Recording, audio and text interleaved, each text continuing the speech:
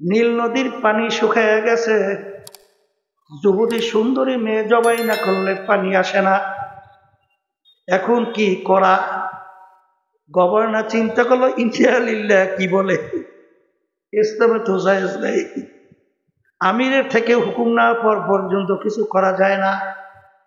আমিরের কাছে সংবাদ গেল, আমির, নীল নদীর পানি শুকিয়ে গেছে, যুবতী মেয়ে জবাই না করা পর্যন্ত পানি আসবে না, আর পানি না আসলে লক্ষ লক্ষ মানুষ মারা যাওয়ার উপক্রম। আমির বলে, কথার কথা, ইন্না লিল্লাহ, বলো কি? তাহলে একটা মহিলা একটা মেয়ে জবাই দেওয়ার মধ্যে নীল দরিয়ার পানি আসা না আসা এই ক্ষমতা, তাহলে আমার আল্লাহর ক্ষমতা কোথায়? এর নাম হলো ঈমান। আমিরুল মুমিনিন নীল নদীর কাছে চিঠি লেখে, হে নীল নদী, তুমি যদি আল্লাহর হুকুমে বাড়ি জারি হও তাইলে জারি হইয়া যাও, আর যদি আল্লাহর হুকুমে পানি তুমি জারি না হও, তোমার পানি আমাদের লাগবে না। ডাইরেক্ট অ্যাকশন না, কেমন? এই চিঠি নিয়ে নীল নদীতে ফালাও, চিঠি নিয়ে নীল নদীর পানির ভিতরে ফালান। নীল নদীর ভিতরে ফালানোর সঙ্গে সঙ্গে সোম সোম কইরে আসে নীল নদী পানিতে পরিপূর্ণ। ওই যে পানি নীল নদী পরিপূর্ণ হইল, আজ পর্যন্ত আর পানি শুকায় না। এর বর্তমান যুগ হইলে আল্লাহ মাফ করে জানি না, কত ফতু আছে বের হইতো। এই লক্ষ লক্ষ মানুষ বাঁচা লাগবে, আগে দে ধরি একটারে সবাই, তখন ফতুটা কি হইতো? একটা জানের বিনিময়ে লক্ষ লক্ষ জান তো আগে বাঁচা লাগবে, উপায় তো নাই, দে ধরিয়া সবাই। মামলা দুই প্রকার, একটা হলো দুনিয়ার মামলা, আর একটা হলো আখিরাতের মামলা। দুনিয়ার মামলায় যদি মানুষ 5-12 ঠকে, আবার ওই মামলার ভিতরে চেষ্টা করলে জিতবার আশা করতে পারে। ম্যাজিস্ট্রেট কোর্টে কেস করে ঠকলে আবার আপিলের সুযোগ, জজ করে আসে না? জজ করে ঠকলে হাইকোর্ট, সেখানে ঠকলে সুপ্রিম কোর্ট সিঙ্গেল বেঞ্চ, সেখানে ঠকলে সুপ্রিম কোর্ট ফুল বেঞ্চ, সেখানে ঠকলে প্রেসিডেন্ট কোর্ট, সেখানে ঠকলে আন্তর্জাতিক কোর্ট। এরকম ধাপ ভাই ধাপ, অনেক আপিলের সুযোগ আছে না নাই? আর একটা মামলা হলো আখিরাতের মামলা। এই মামলায় যদি খোদা না কাজটা একবার কেউ কবরে যাইয়া ঠইগে বসে, দ্বিতীয়বার দুনিয়াতে আইসা আর আপিল কইরা জিতবার আর আশা আছে? হ্যাঁ। আর এই আখিরাতের মামলার তদবিরের জায়গায় হইল দুনিয়াতে। কোথায়? আবার বলেন কোথায়? আমার ভাইদেরকে বলবো, পর্দা আলে মা বোনরা যারা শুনতেছে, এক শ্রেণী আমার বাজানরা পর্দার আড়ালের মা বোনেরা দুনিয়ার পরিচয় পাওয়ার কারণে, ক্ষমতার পরিচয় পাওয়ার কারণে, সম্পদ সম্মানের পরিচয় পাওয়ার কারণে আজকে 24 ঘন্টায় শুধু তার চিন্তা দুনিয়া দুনিয়া দুনিয়া। কথা ঠিক না? কিন্তু এই দুনিয়া সম্পর্কে আল্লাহ রাসূল সাল্লাল্লাহু আলাইহি ওয়াসাল্লাম বলেছেন, আদ-দুনিয়া জিফাতুন ওয়া তালিবুহা কিলা। আল্লাহ রাসূল সাল্লাল্লাহু আলাইহি ওয়াসাল্লাম বলেন, দুনিয়াটা হলো একটা মরগের মতো, মুর্দা। মুর্দার কোনো মূল্য আছে? কথা বলেন। আল্লাহ রাসূল সাল্লাল্লাহু আলাইহি ওয়াসাল্লাম বলেন, ওই মুর্দার পিছনে কোনো মানুষের দল দৌড়ায়? দৌড়ায় তো কুকুরের দল। কথা ঠিক কিনা? আল্লাহ হাবিব সাল্লাল্লাহু আলাইহি ওয়াসাল্লাম বলেন, যারা আখিরাতের জিন্দেগি ভুইলা এই মরগের দুনিয়ার পিছনে ভুইলা আখিরাতের জিন্দেগি ধ্বংস করবে, তারা হইল দুনিয়ায় কুকুরের দল। তালিবুহা কিলা। তালাশ করবে কে? কুকুর। দুনিয়া এবং দুনিয়ার ভিতরে যত সম্পদ আছে, আল্লাহ রাসূল সাল্লাল্লাহু আলাইহি ওয়াসাল্লাম বলেন, কাব বাউদাতেন, আল্লাহ রাব্বুল আলামিনের কাছে একটা মাছি বা মশা পাখনার মতো। আচ্ছা বলেন তো, মাছি মশার পাখনার মূল্য কি? লক্ষ লক্ষ মাছি মশার পাখনা একত্রিত করিয়া যদি আপনি বাজারে নেন, এ কয় টাকায় বিক্রি হয়? কোনো মূল্য আছে?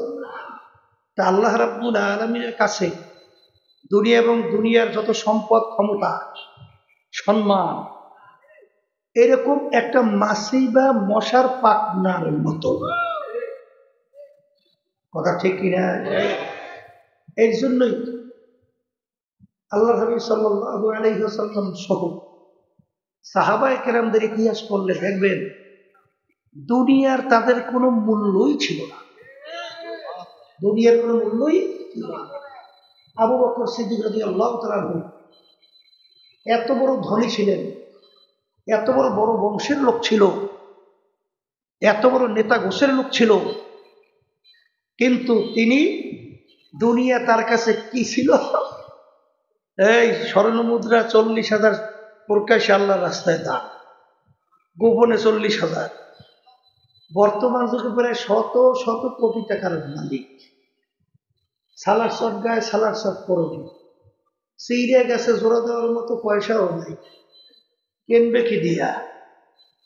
রাস্তায় পড়া বিনামূল্যের চামড়া, সেইটা দিয়ে জোড়া দিস, আল্লাহর হাবিবের দরবারে বসা।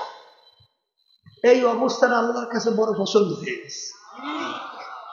আল্লাহ রাব্বুল আলামিন জিবরাইল আলাইহিস সালামকে বলেন, যাও আমার হাবিবকে বলো আমি আবু বকরের কাছে সালাম পাঠাইলাম, আর জিজ্ঞেস করতে পড়ো আবু বকর এত বড় ধনী, এত বড় বংশের, এত বড় শিক্ষিত, এত বড় নেতা, এই অবস্থায় পড়ার পরে আবু বকর কি আমার উপর খুশি না বেজার? এইটা আল্লাহ জানতে চাইছে। যখন জিবরাইল আলাইহিস সালাম আসলেন, আল্লাহর হাবিবকে বললেন, আবু বকর তোমাকে আল্লাহ সালাম পাঠাইছে। জিজ্ঞেস করছে এই অবস্থায় পরে পরে আল্লাহ খুশি না বেজার, আল্লাহ জানতে চাইছে। তখন তিনি 2 চক্ষের পানি ছাড়ে আর বলে, ইন্নী লিরাব্বিল রাজ, আমি আমার আল্লাহর উপরে খুশি, আমি আমার মাওলার উপরে রাজি। কথা ঠিক নেবে? ঠিক। এই সাহাবায়ে কেরামদের ইতিহাস পড়ে দেখেন, ওসমান গনি রাদিয়াল্লাহু তাআলা আনহু নামই হইল ধনী ওসমান। নাম কি? ধনী।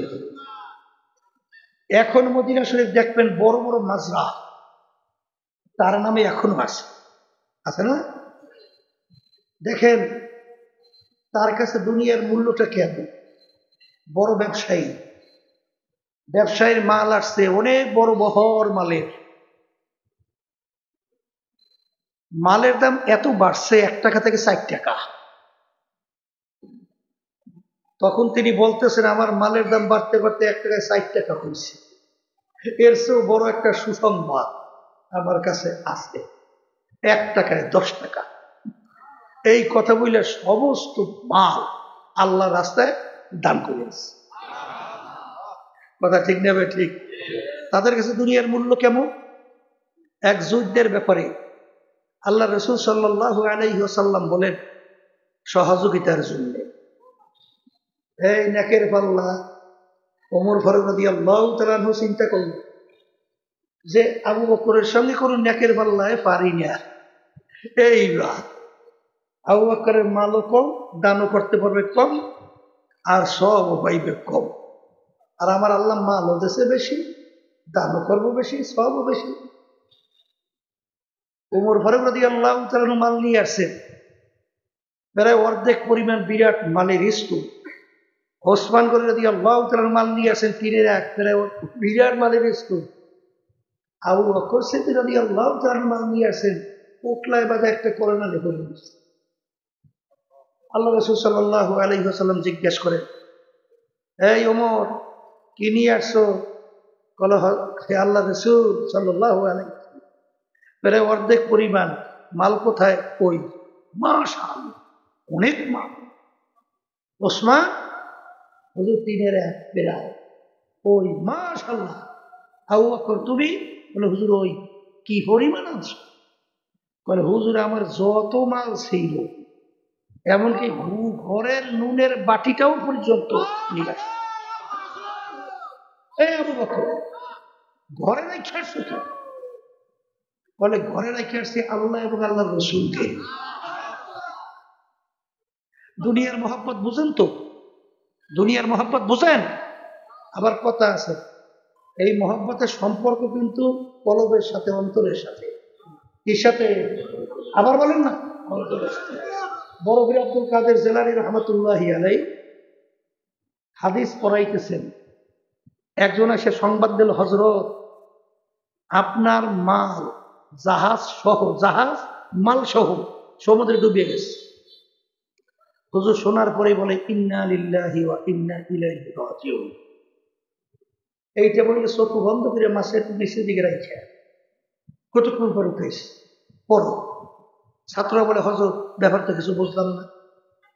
আপনারা যখন শুনলেন জাহাজ ডুবে গেছে, ইন্না লিল্লাহি বললেন, এরপরে চোখ বন্ধ করে নিচে মাথা নামাইয়া কিছুক্ষণ থাইকে আবার উঠে বলেন পড়ো, কারণ কি? হযরত বলতেছেন, যখন আমার কাছে সংবাদ আসছে সুন্নাত হিসাবে আমি ইন্না লিল্লাহি ওয়া ইন্না ইলাইহি রাজিউন বলছি।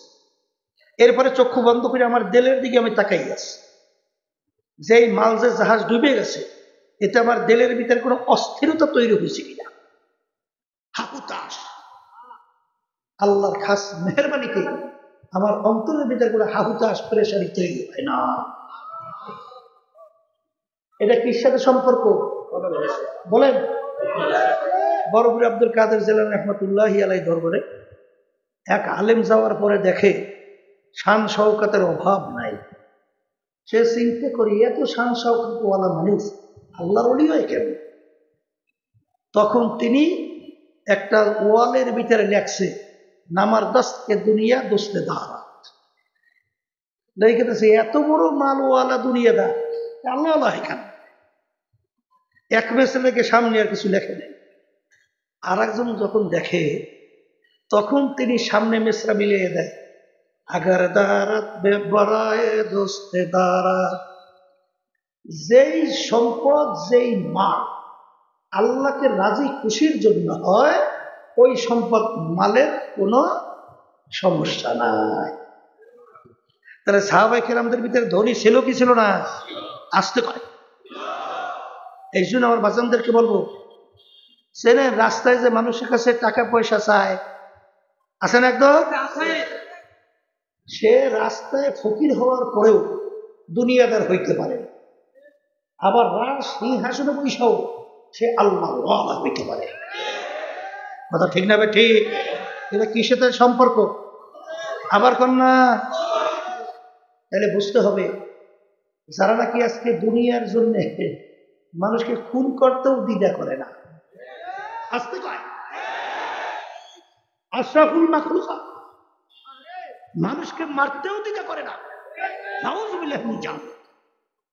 হ্যাঁ, গরিব দুঃখী মেহনতি আমার বাজানদের কষ্ট অর্জিত সম্পদ, মাথার ঘাম পায়ে পড়ছে, সেই টাকা ট্যাক্স ভ্যাটের মাধ্যমে সরকারি ফান্ড জমা হয়, আর সেই টাকা ক্ষমতার চেয়ারে বসে বিদেশে পাচার করে। আছে না নাই? আরে কপাল রে কপাল। এরপরে দেখবেন মিথ্যা কেস, কেস বাণিজ্য। খাগড়াছড়িতে গেছিলাম, সেখানে আমাদের একটা লোক প্রায় 3.5 মাস কম বেশি একটু জেল খাটার পরে বেরোইছে। কি হয়েছে?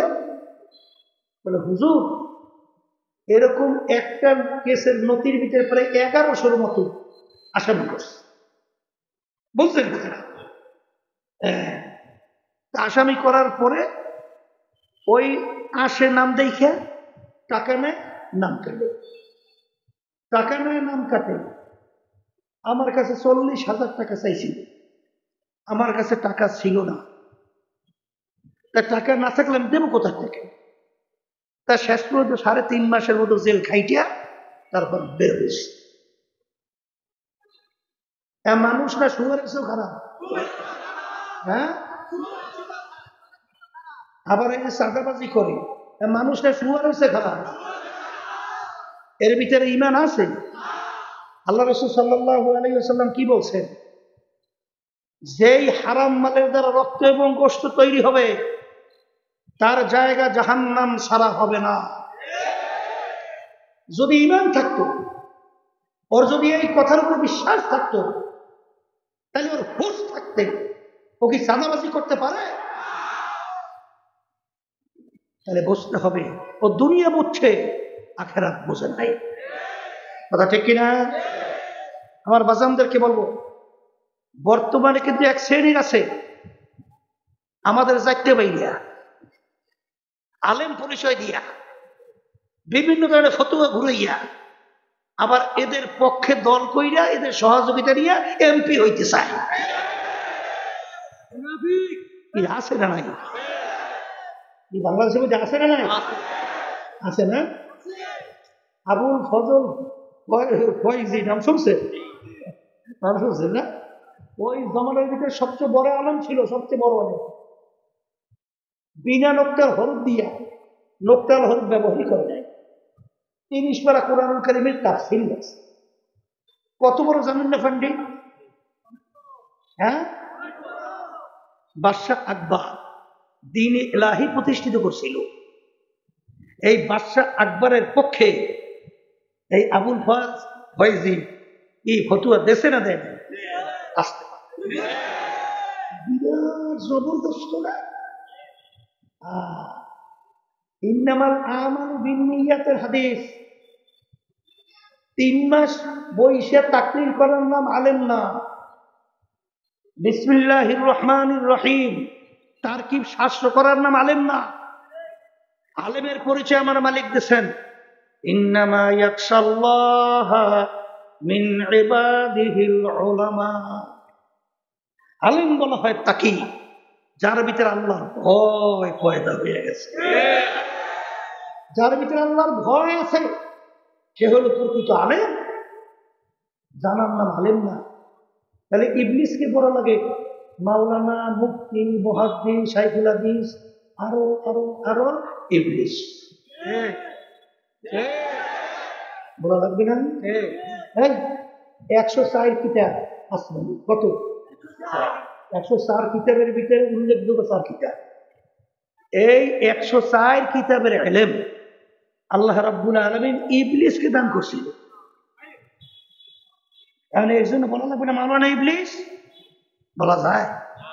আজকে ওই যাই দেখেন এই নরসিংদী 5 দোলা রাস্তার ভিতরে সাইনবোর্ড লাগানো আছে, ভাই গিরিশ চন্দ্র সেনের বাড়ি। দেখছেন না? এই ভাই গিরিশ চন্দ্র সেন হিন্দু না মুসলমান? এই গিরিশ চন্দ্র সেন নাকি কোরআন কারীমের 30 পারা অর্থ লাগছে। শোনেন ভাই, তাহলে কি বড় আলেম না? হাওয়া কয় কি কোরআন কারীমের 30 পারা অর্থ লাগছে, আপনি তার ছোট আলেম বলবেন? হ্যাঁ, কি এখন বলা লাগে না মাওলানা গিরিশ চন্দ্র সেন? বলা যায়? তাহলে বুঝে গেল জানার নাম কি না। আবার বলে জানার নাম আলেম কাকে বলে? ইন্নামা ইয়াখশাল্লাহা মিন ইবাদিহিল উলামা। যার ভিতরে আল্লাহর ভয় পয়দা হবে সে হলো প্রকৃত আলেম। দেখেন না বাংলাদেশের ভিতরে আবার আলেম নাম দিয়া কুফরি তন্ত্রমন্ত্র যারা বাস্তবায়ন করতে চায় সেই দলের সাথে আবার অমুক দল।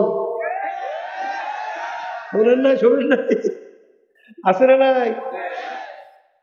এই হুব্বুদ দুনিয়া রাসু কুল্লি খতিয়াতিন। আল্লাহ রাসূল সাল্লাল্লাহু আলাইহি ওয়াসাল্লাম বলেন সমস্ত গুনার মূলই হলো এই দুনিয়ার মহাব্বত। কিসের মহাব্বত? হ্যাঁ, এই সমস্ত গুনার মূল। কথা বুঝেন নাই?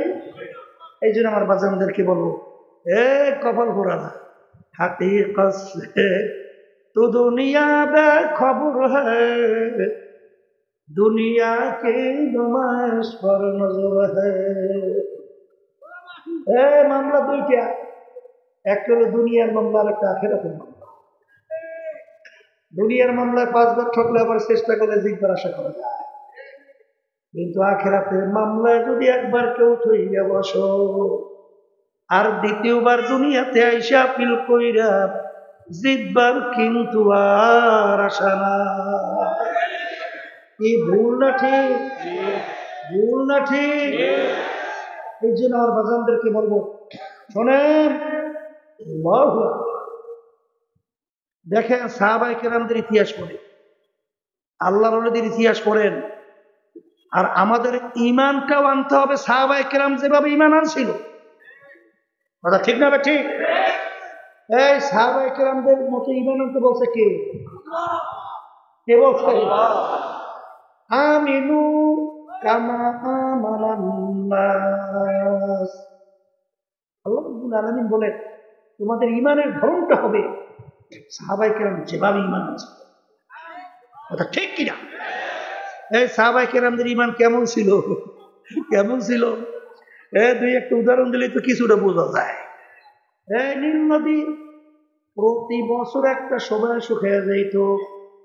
যদি একটা সুন্দরী মেয়েকে যদি নীল নদীর ভিতরে বলি দেওয়া হয়, তাহলে নীল নদীর পানি আসে, আর ওই পানি দিয়া এমন গুরুত্ব, ওই পানি মানুষ খাইয়া বাঁচে, আর ওই পানি দিয়া ফসল হয়, ফসল খাইয়া মানুষ বাঁচে। নীল নদীর পানি না থাকলে মইরা সব সাফা। কথা ঠিক কিনা? এখন ওমর ফারুক রাদিয়াল্লাহু তাআলা আনহু খলিফা ছিলেন, আর নেতৃত্বের ভিতরে যখন নীল নদী এসে গেছে, এখন নিয়ম অনুযায়ী নীল নদীর পানি শুকিয়ে গেছে। এখন নিয়ম কি? একটা যুবতী সুন্দরী মেয়েকে ধরিয়া জবাই ইসলামে জায়েজ আছে না? কি জায়েজ নেই? তাহলে বর্তমান যুগ হইলে আল্লাহ মাফ করুক জানি না, কত ফতুয়া আছে বের হইতো। এই লক্ষ লক্ষ মানুষ বাঁচা লাগবে, আগে দে ধরি একটারে জবাই। তখন ফতুয়াটা কি হইতো? একটা জানের বিনিময়ে লক্ষ লক্ষ জান তো আগে বাঁচা লাগবে, উপায় তো নাই, দে ধরিয়া জবাই দে। এলাকার লোক যখন গভর্নর, নীল নদীর পানি শুকিয়ে গেছে, যুবতী সুন্দরী মেলে পানি আসে না, এখন কি করা? গভর্নর চিন্তা করলো, ইনশাআল্লাহ কি বলে, ইসলামে তো জায়েজ নাই, আমিরের থেকে হুকুম না পর পর্যন্ত কিছু করা যায় না। আমিরের কাছে সংবাদ গেল, আমির, নীল নদীর পানি শুকিয়ে গেছে, যুবতী মেয়ে জবাই না করা পর্যন্ত পানি আসবে না, আর পানি না আসলে লক্ষ লক্ষ মানুষ মারা যাওয়ার উপক্রম। আমির বলে, কথার কথা, ইন্না লিল্লাহ, বলো কি? তাহলে একটা মহিলা একটা মেয়ে জবাই দেওয়ার মধ্যে নীল দরিয়ার পানি আসা না আসা এই ক্ষমতা, তাহলে আমার আল্লাহর ক্ষমতা কোথায়? এর নাম হলো ঈমান। আমিরুল মুমিনিন নীল নদীর কাছে চিঠি লেখে, হে নীল নদী, তুমি যদি আল্লাহর হুকুমে বাড়ি জারি হও তাইলে জারি হইয়া যাও, আর যদি আল্লাহর হুকুমে পানি তুমি জারি না হও, তোমার পানি আমাদের লাগবে না। ডাইরেক্ট অ্যাকশন না কেমন? এই চিঠি নিয়ে নীল নদীতে ফালাও, চিঠি নিয়ে নীল নদীর পানির ভিতরে ফালান। নীল নদীর ভিতরে ফালানোর সঙ্গে সঙ্গে সোম সোম কইরে আসে নীল নদী পানিতে পরিপূর্ণ। ওই যে পানি নীল নদী পরিপূর্ণ হইল, আজ পর্যন্ত আর পানি শুকায় না। এর নাম হলো ঈমান। এর নাম কি? আবার বলে আর ইমান আনা লাগবে কাদের মতো, আবার কিন্তু খুলে বলে হ্যাঁ। আল্লাহ মাফ করেন আমাকে সবাইকে। শোনেন, বলেন আবলুয়ান্নাকুম, আমার মালিক বলেন অবশ্যই অবশ্যই তোমাদেরকে আমি পরীক্ষা করবই করব। এই তাকিদ দুইটা, হ্যাঁ, লামে তাকিদ নুনে তাকিদ, অবশ্যই অবশ্যই আমি পরীক্ষা করবই করব। পরীক্ষা পাস না কইব বেহেশতে ঢোক নাকি, এই ঘুম নষ্ট করিয়া চিন্তা লাভ নাই। আল্লাহ বলছেন পরীক্ষা করবেই করবে। নবীরা পর্যন্ত এক পর্যায়ে দুই হাত আল্লাহর দিকে উঠে বলে মাতা নাসরুল্লাহ, এ আমার মালিক আপনার সাহায্য কোথায়? এই অবস্থায় না পইরেই বেহেশতে ঢুইকে গেলা। কিন্তু পরীক্ষা তো করবি, পরীক্ষা তো মালিক করবে। এখন পরীক্ষা যদি বেকার দেয় না করে কথা পায় না। এই জন্য সবসময় দোয়া করা লাগবে মালিকের কাছে, মালিক আপনি আমাদেরকে পরীক্ষা করবেন তো, সওয়াল করবেন তো, এমন প্রশ্ন কইরেন মালিক ওই এইটা করছো, করছি,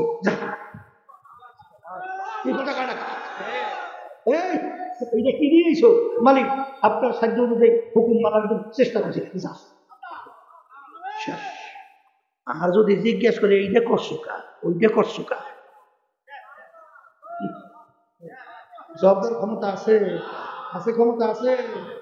এই জন্য সবসময় দোয়া করতে মালিক আপনি আমাদেরকে হেসাবে